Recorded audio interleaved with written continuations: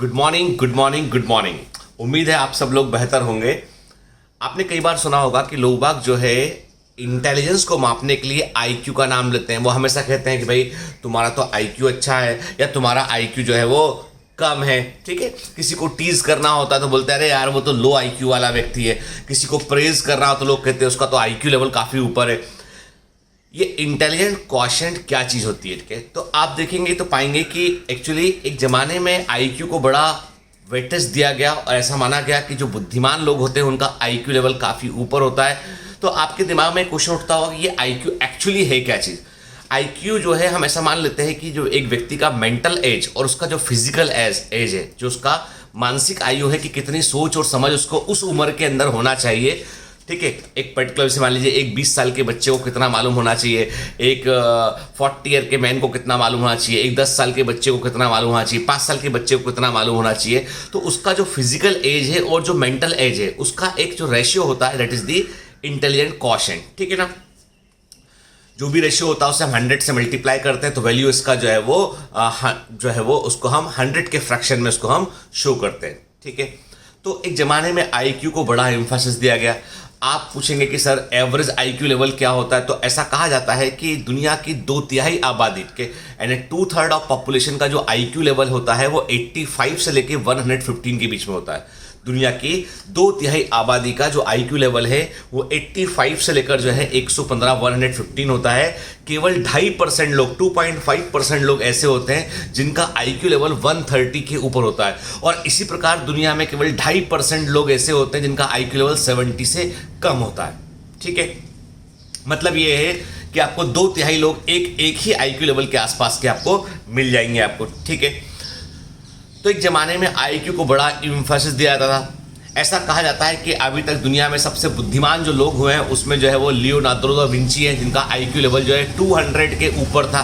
ठीक है, exactly calculate करना बड़ा मुश्किल है क्योंकि वो जब आईक्यू के कॉन्सेप्ट आया तब वो अस्तित्व में नहीं थे लियोनार्डो दा विंची, लेकिन उनकी जो खोज थी, जो उम्र थी, जिस उम्र में उन्होंने जो चीज़ें डिस्कवर की थी, जितनी कॉम्प्लेक्सिटी उन चीज़ों में थी यदि उसको देखें तो उनका आईक्यू लेवल 200 के ऊपर आता है।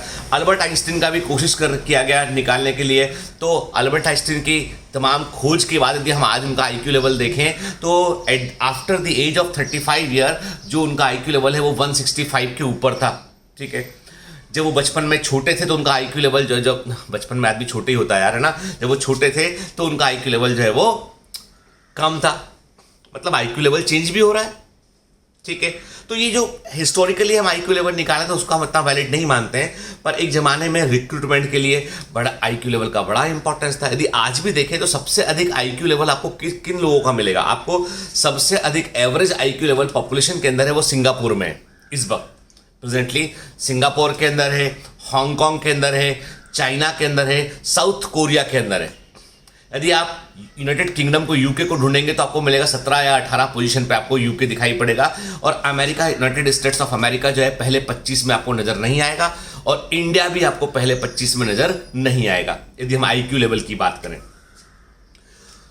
आज भी साइकोलॉजिस्ट जो होते हैं, जो मनोवैज्ञानिक होते हैं, वो आईक्यू लेवल के कुछ टेस्ट लेते हैं और उससे बच्चे का एक व्यक्ति का आईक्यू लेवल निकालकर एक उससे जो है वो क्लिनिकल एनालिसिस करने में हेल्प करते हैं।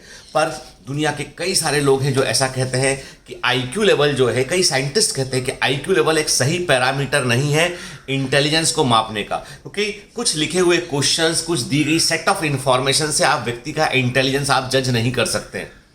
ठीक है, तो आज तमाम दुनिया भर की जो इंडस्ट्रीज हैं वो पता है आपको किस चीज़ पर फोकस करती है? वो फोकस करती है EQ पर, इमोशनल क्वोशिएंट पे। कि आज दुनिया भर के जो लोग हैं वो कहते हैं कि हमें IQ की ज़रूरत नहीं है, हमें EQ की ज़रूरत है। कि इमोशनल क्वोशिएंट कि आप किस समय पर आपके इमोशंस को कैसे आप कंट्रोल करते हैं, कैसे आपके इमोशनल सक्सेस को ड्रिवन करते हैं, कैसे आपके इमोशंस को आप सक्सेस में कन्वर्ट कर पाते हैं, कैसे आप लोगों को हैंडल कर पाते हैं, कैसे आप दूसरों के इमोशंस को समझकर आप रिएक्ट कर पाते हैं और उनसे काम ले पाते हैं। इसका बड़ा इंपॉर्टेंस है। तो आज दुनिया भर में जो भी मल्टीनेशनल कंपनीज हैं वो मल्टीनेशनल कंपनी जिस चीज पर फोकस करती है वो है EQ, not IQ। And IQ now become secondary.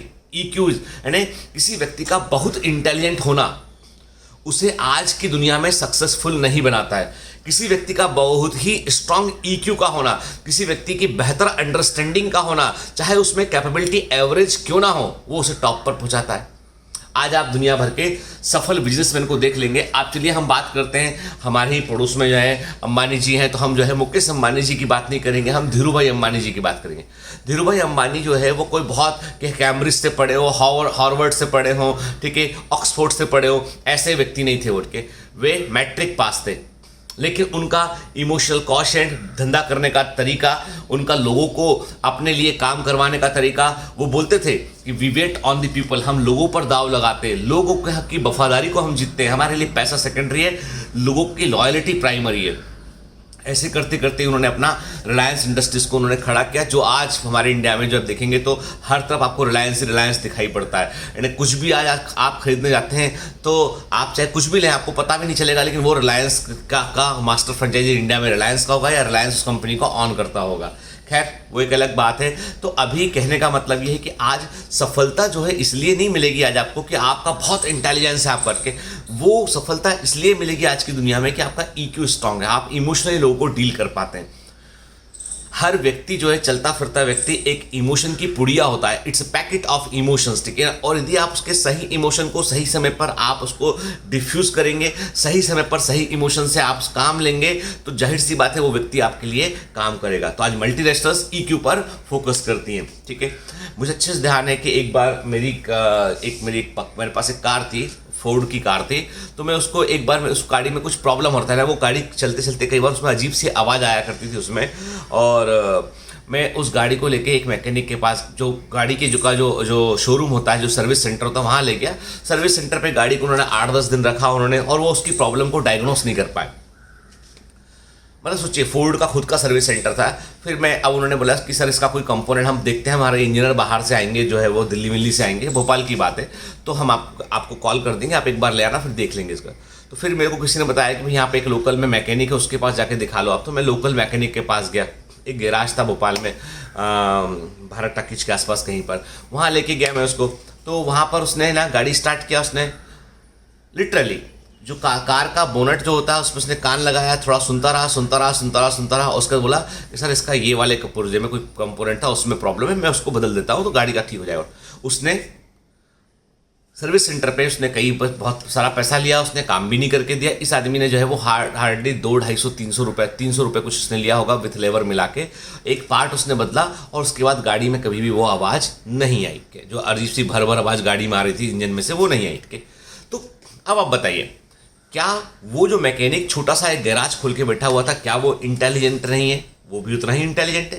सोचिए, जो आदमी गाड़ी की आवाज़ सुनकर जो है डायग्नोसिस बताते कि कौन सा पुर्जा प्रॉब्लम कर रहा है, और फोर्ड के इंजीनियर की टीम जो है पता ना लगा, जहाँ गाड़ी बनती है, ट्रेनिंग मिलती है, वो पता ना लगा पाए उसका। यहाँ पर मुंबई में मेरे एक डॉक्टर हैं, वो जो मेरे एक परिचित डॉक्टर हैं, वो मेरे काफ़ी सीनियर है मुझसे वो, लेकिन वो मतलब हमारे उनके बीच में काफ़ी अच्छी दोस्ती है। वो कार्डियोथोरेसिक सर्जन है उनके, और दोस्ती इसलिए है क्योंकि उन्होंने अभी अपना उनकी एज काफ़ी हो गई, तो उन्होंने जो है अभी आजकल सर्जरी करना कम कर दिया उन्होंने, और वो जनरल प्रैक्टिस में आ गए हैं। तो वो कई बार मुझसे पूछते रहते हैं कि डॉक्टर ये टाइफाइड में ट्रीटमेंट में अब हमें जो है अगला प्रोटोकॉल क्या होगा, क्योंकि वो बड़े डॉक्टर थे, सर्जन थे वो, और हम लोग मेडिसिन वाले हैं, तो थोड़ा सा हमारे बीच में कोलैबोरेशन चलता रहता है, ठीक है। तो उन्होंने अभी जनरल प्रैक्टिस शुरू किया हुआ है। आपको पता है उनकी सबसे बड़ी कैपेबिलिटी क्या है? वो मर्सिडीज कार को पूरा खोल सकते हैं, डिसअसेंबल कर सकते हैं, पूरा एक पुर्जा कार का खोल सकते हैं, उसको दोबारा रीअसेंबल कर सकते हैं। पहले मैं सोचता था कि ये शायद झूठ बोलते हैं, ऐसा कैसे पॉसिबल। वन डे एक बार उनका फ़ोन आया कि वो BKC में, बांद्रा कुर्ला कॉम्प्लेक्स थे। उन्होंने बोला कि तुम ऑफिस में होगा डॉक्टर? मैंने कहा हाँ, मैं आ रहा हूँ, 5 मिनट आ रहा। फिर आए मेरे पास, चाय वाय पिया उन्होंने। बोला, मैंने कहा आप यहाँ कैसे? उन्होंने कहा मैं यहाँ पे कबाड़ में एक मर्सिडीज़ मिल रही थी, मतलब जो ख़राब थी वो, तो मैं उसको लेने आया था। तो मैंने कहा कबाड़ का मर्सिडीज क्या करोगे उसका? उन्होंने कहा नहीं वो मतलब 10-15 साल पुराना मॉडल है। हमने कहा चलो खोलेंगे, लगाएंगे इसको ना फिर से एक बार। तो मैंने कहा फिर से एक बार? उन्होंने कहा हाँ मुझे शौक है। उन्होंने वो मर्सिडीज़ लिया, अपने घर लेके गए। उसके बाद 1 महीने बाद दोबारा मेरे पास आए, वही गाड़ी को लेके आए। बोलते हैं देखो मैंने मर्सिडीज़ को पूरा चेंज कर दिया, एक हिस्सा इसको मुझे घुमाया उन्होंने पूरा एक राउंड। गाड़ी एकदम ब्रांड न्यू जैसी गाड़ी थी वो। मैंने कहा कहाँ करवाया काम इसका? ये खुद किया है मैंने। तो मैंने कहा आपके पास टाइम है इतना? उन्होंने कहा नहीं, मेरे को जब भी मेरे का हॉबी है, मैं रोज गाड़ी का पूरा पुर्जा खुलता है, एक एक चीज़ समझता हूँ, मतलब मैं I can purchase the parts and I can assemble a new Mercedes. जैसे साइकिल लोग जोड़ते हैं ना, वैसा जोड़ सकते हो। तो आप बताइए कहाँ कार्डियोथोरेसिक सर्जन और कहाँ मर्सिडीज के असेंबलिंग जो मैकेनिकल इंजीनियर है उसका काम करना, ठीक है, ऑटोमोबाइल इंजीनियर का काम करना। तो इंटेलिजेंस को आप किसी पैरामीटर में बांध नहीं सकते हैं, ये अपरिमित होता है। इसलिए कभी कोई आदमी आपसे कहता है ना कि आप कम बुद्धि के हैं, आप ये नहीं कर पाएंगे, तो याद रखिए कि कोई टैलेंट आपके अंदर ऐसा जरूर है जो किसी दूसरे व्यक्ति में काफ़ी कम होगा।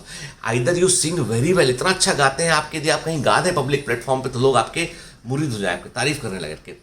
इतना अच्छा डांस करता है व्यक्ति, इतना अच्छा सिलाई कढ़ाई करता है, इतना मतलब हर आर्ट तो वेराइटी में होता है ना यार, कोई एक चीज़ में तो होता नहीं है। ये केवल पढ़ने से आप डिसाइड कर लें।